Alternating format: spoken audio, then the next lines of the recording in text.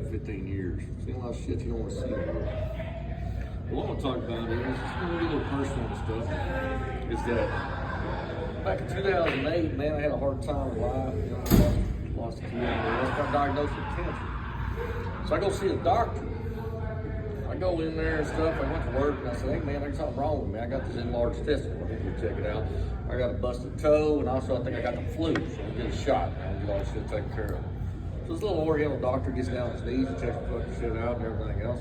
I got a testicle about the size of this whiskey glass right here. And he sits there and he goes, hey man, there's something wrong here. I said, no man, I don't want fucking stroke. I don't know what the fucking problem is here. He said, no, we gotta get this checked out. So the next thing you know, they send me a doctor and shit. I'm there. I don't think nothing of it. I get a little fucking MRI, maybe drink some of that poison shit you got fucking do for a week.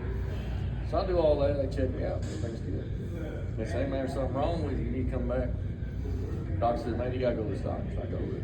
Still don't think nothing of it. I go there, all right, I'm gonna lose a testicle, no big deal. I go there, the doctor comes in, and this little nurse comes in, she starts checking me out, and she says, hey, we're gonna take you back here for surgery.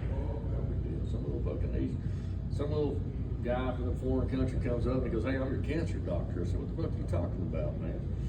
He said, you got cancer, ain't nobody told you nothing. I said, this told me to show up. Nobody told me shit, man. I was like, I don't know what's the hell in my water. So I go into the room and stuff, and they put that gas on me and stuff, and they're talking about the UFC fight coming up this weekend and shit. Well, I failed to mention these people, man. I've been through a few surgeries, and, you know, I couldn't afford to be a druggie, man, because it takes too much drugs to do anything for me, man. And I'm sitting there, they think I'm out, and they're talking about it. I take the mask off, they're ready to cut me and shit. And I'm telling them, no, man, the fight's Saturday and so fight me and shit. And they're all fucking scared to death. They think I'm passed the fuck out. I'm supposed to have been out for like 5 minutes already. You know, shit. So I go in there, they do a little surgery, no big deal. I'm gonna fast forward a little bit. I go see a doctor again, and this doctor I see, man, he's my fucking ball specialist. I go see him, and you can tell he did all the hiring. It was a husband and wife on this practice. But every woman that worked there, she's from Texas Tech, and she was a fucking 10. I mean, every girl in this place, man. Until he did all the fucking hiring. So I walk in there one day, and, you know, we fuck around a little bit and everything. And he says, hey, man, you don't mind, I got this new doctor coming in. You know, she's trying to train to be a doctor, so if you don't mind, she's going to sit in here on your little talk. I said, hell, ain't no problem, man. Hell, ain't no problem, man. So I go in there and I drop her out. I'm standing there with my Superman pose and shit and whatever. And he's checking my dick out and everything. And she's standing behind me with a clipboard. And he tells me, he says, hey, just so you know, man, your insurance will pay for a prosthetic if you want one, right? You know, I was like, fuck, I don't need no prosthetic. I said, shit, man. Can I get the same size I had? He said, fuck no, they don't make them that big, man. I said, well, fuck, I don't need all that, man. And I talked real slow, man, real low. And I told him, I said, hey, man, I better not, man. I don't want to get in trouble. And I said it real quiet, like. So that nurse reaches over, she leans over that clipboard, and she goes, why do you say that? I said, well, hell, I flipped around my dick at her, and I told her, I said, hell, every time I get something new, I can show it off.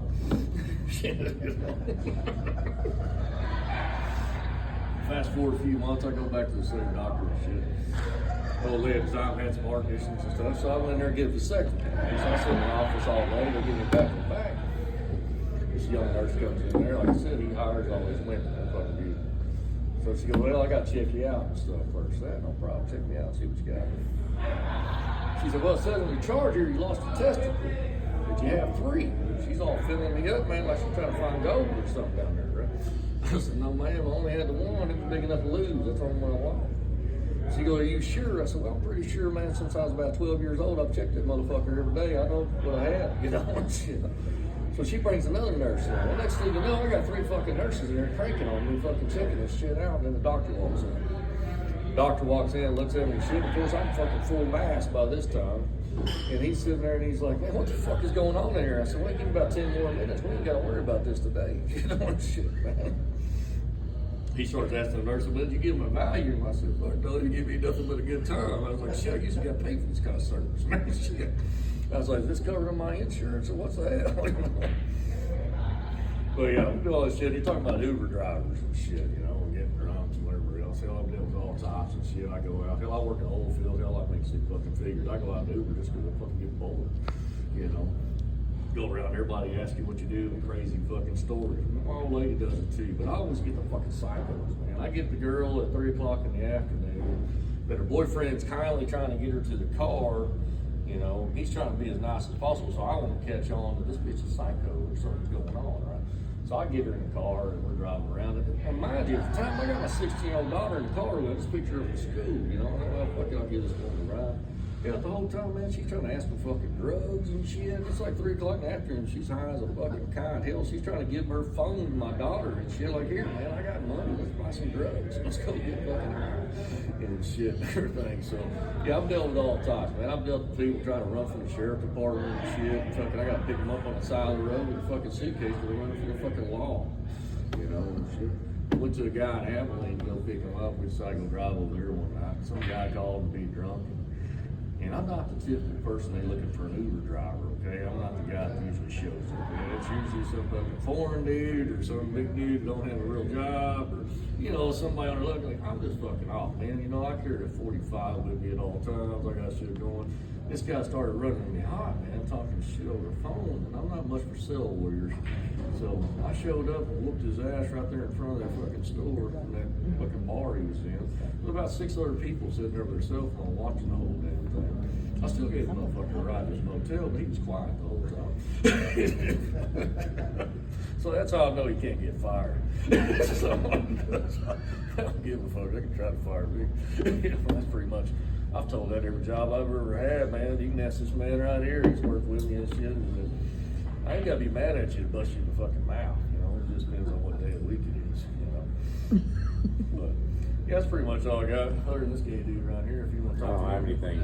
But that story about you doing your hearing test in a van in an alley. Oh yeah, I got that's a funny story. All right, so I go work for the whole field, right? Work for a little while, fucking it drops down in 15s, we get laid off. So this cocksucker here tells me, hey man, let's get you hired home, man. Let's come on to this new company. So I drive all the way from Lamesa, Texas over to Odessa, right? I've gone through a drug test, I've gone through physical before, I know what to be prepared for. I show up to this doctor's office to get this done, this testing facility, there ain't nobody in this motherfucker. There's one person there, she's on an iPad, fucking, I don't know what else she's doing, shopping or whatever bullshit's going on, I don't know.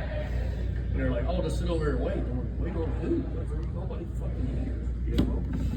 I ain't never been nowhere where a doctor's office or anywhere where you didn't at least have to fucking see somebody else sitting in the motherfucker. So I'm sitting there, and next thing you know, this young lady comes and picks me up. She says, hey, come on back here. So I go on back here and shit. And she said, all right, first of all, I'm going to do an eye test. Why don't you check on down and get it? I gotta figure out, so I do it. And put my hand on my eye and do it. And she switches over. I said, well, fuck the blurred. It said my hand on my eye, so I do it anyway. So I go in there and do a piss test. So I go in there and do a piss test. She takes me in the room. Doesn't say a fucking word to me about what's fixing to happen. I'm just standing in this room. She sneaks up behind me and starts whispering in my fucking ear. And I'm like, what the hell are you talking about, man? What's going on? She goes, oh, that's your hearing test.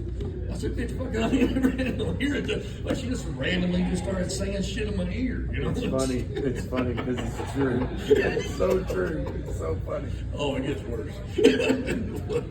So then I'm like, fuck, I don't know if she's trying to give me her number, trying to be sweet on me. I don't know what's going on. So now my dick's hard. She's whispering in my fucking ear. I don't know what's happening. So then this little Asian dude comes in. I don't know if he's a doctor, the janitor. I don't know. He didn't introduce himself. All I know is he has a stethoscope around his neck. Don't know where he picked it up at. He comes in there and he starts talking to me and stuff. Says, hey man, you know, squat down, fucking bend your arms, whatever it is and shit. Next thing you know, the dude grabs my fucking cock. Like, out of the fucking blue. Don't fucking tell me that. Ain't gonna turn her head and call. I'll drop her fucking shit. He grabs my fucking cock. Hey man, what the fuck's going on? He goes, oh man, we're just checking you out. Shit, that motherfucker grabbed me 3 more times, man. And shit. And then he's like, oh yeah, you're good to go. I was like, what fucking test is this? I got some bitch whispering in my ear, got my dick hard, and you come in here and grab it. You know, like, what the fuck? I guess I passed. I don't know. I see him every Tuesday, man, the van down the street, but you know, fucking, he's a good doctor, I'm clear, you know, but the thing is, It wasn't required to work for us. but yeah, they see me there get a physical, I'm clear to go.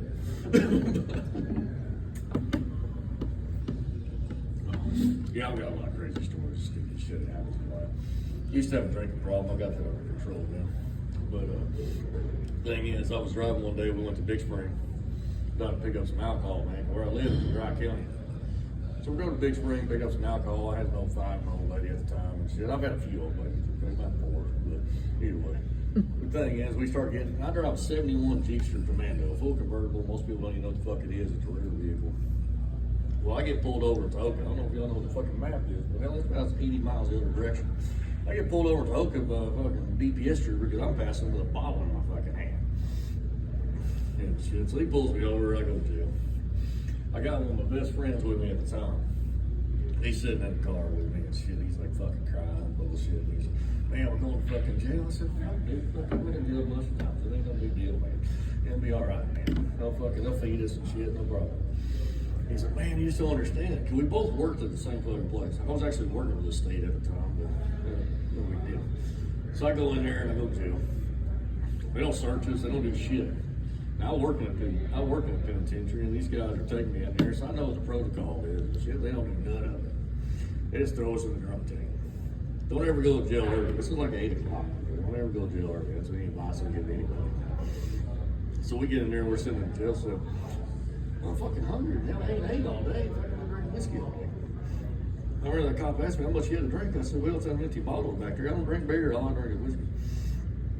So we're sitting in that cell, and I pull my cell phone out, and I'm holding no key to fucking candy bars and shit. And I call a pizza place in fucking Lubbock. You know how much a delivery charge is for fucking 30 miles of fucking pizza? I didn't care. I called it fucking, I didn't deliver 3 fucking pizzas to the jail. You want to talk about some pissed off jailers and shit when the delivery people showing up and say, hey man, we got 3 pizzas for Mark here. Like, where's he at? Well, he's in the fucking drunk tank. How the fuck you call this in? Well, they never searched us and shit. So I said, hey man, well, I got a pizza for y'all. The other 2's for us in this fucking drunk tank. Man, we need something to eat back here. It was early. And the big old Mexican boy that was in there with us, I'll never forget that. He's sitting there, and little Joe was with me. And he's sitting there beside me and shit. And the Mexican guy's like, oh man, you know.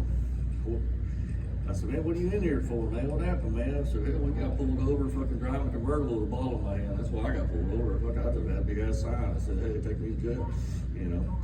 He said, nah, man, I got in a fight at my house, man. I beat up a cousin and my wife and whoever else and shit, you know, whatever. You know, typical fucking Saturday evening, you know. No big deal. And he's a big motherfucker. I mean, great big guy. And he sits there and asks me, he says, hey man, where do you work? And I said, man, I'm in a mechanic shop there in Houston down on 3rd and Broad, which I did. And fucking Mo, all he's ever done is worked for the penitentiary. He ain't ever worked nothing else before that. He's like, fucking, he's scared to death. And he's like, fuck man, all I've done is work for this guy. He don't know shit. You don't know shit about cars, don't know shit about nothing, man. That guy would always fucking get into all kinds of trouble and shit. He'd get pissed off, man. I remember one time he decided he wanted to take me to the bar. He's like, hey man, we're gonna pick up this girl. And my old lady gonna have a threesome with this girl and shit. And I said, well, fuck it, let's go, man, see what happens and shit. He gets all pissed off and shit, cause on the way back, I'm fucking that girl and my old lady and shit in the backseat of his car. Him and his wife never want to talk to me again after that. I don't know what the deal was. But you know, they always got kind of bullshit, man. That's how I keep friends, you know. They just have to deal with it, man. Same thing in the oil field, man. You work with a bunch of guys, you meet a bunch of dudes and shit. You find some guy that's talking about he's going home. Finds his own, you meet some weird fucking people on the field, man, I'm gonna tell you. I go out of the rig and I'm sitting there and I work in a cellar, so basically a hole in the ground. So people talk, they don't think you're paying attention, you know, when they're talking. And I hear this guy telling the story. And I never felt so bad for a man because I was like, you can't call yourself a man. So he's sitting there and telling me, yeah, my wife's at home. I came home because they work fucking 14 to 14. He goes home and his wife's got a boyfriend at the house. And he's sleeping on the fucking couch. Now he's making 6 figures, fucking paying all their bills and all this bullshit. And I come up out of the cellar, I said, what the fuck, dude? I said, shit, this dude ain't gonna pay rent. Why the fuck you got him there? You know, I was like, shit, I don't care if the old lady's doing the shit. I'll be paying your fucking car payments. You know what the fuck's the deal? You run into some weirdos and shit out there, man. Look at like this guy. This guy's fucking. We used to have like 5 of us that lived in a fucking house. Okay. There's a couple And of it them. was like there's like 5 of us. We're all roommates in this fucking house, right? And shit, like me and this guy's sharing a fucking bathroom. We're sharing our shit, and we all work for competing companies, but we all live in the same fucking place. If 3 of us are managers of different companies, so like pretty sure any of us could get fired at like any time. And my best friend, which has been my best friend for like 20-something years, he's the weirdest fucking guy you ever fucking met. He always tell you the same thing anytime you left the house: bring back bitches. And that's all. Now we're talking about a guy that is, That's time. huh? That's time. There you go. Yeah.